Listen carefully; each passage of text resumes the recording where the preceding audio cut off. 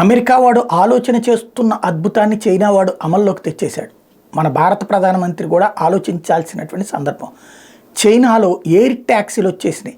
200 కిలోమీటర్ల వేగంతో గాలిలో ప్రయాణించేటటువంటి ఎయిర్ ట్యాక్సీలు, ఒక ప్రాంతం నుంచి ఒక ప్రాంతానికి వేగంగా వెళ్ళగలిగినటువంటి ఎయిర్ ట్యాక్సీలను రన్నింగ్లోకి తీసుకొచ్చింది చైనా ప్రభుత్వం, అనుమతి ఇచ్చేసింది. తద్వారా ఇప్పుడు కార్యకలాపాలు ప్రారంభించిన విపరీతమైన గిరాకీ వచ్చింది. ఎందుకంటే నేల మీద నుంచి వెళ్తుంటే ట్రాఫిక్ జాములతో సమస్య ఎదురవుతున్నటువంటి వేళ ఈ ఎయిర్ ట్యాక్సీలు గాలిలో ప్రయాణిస్తూ శరవేగంగా దూసుకెళ్తున్నాయి, శరవేగంగా గమ్యాలను చేరుస్తున్నాయి. దీంతో ఆ రూట్లో వెళ్తున్నటువంటి పరిస్థితి ఉంది. అయితే ఇక్కడే అసలైనటువంటి అంశం తెర మీదకు ఉంది.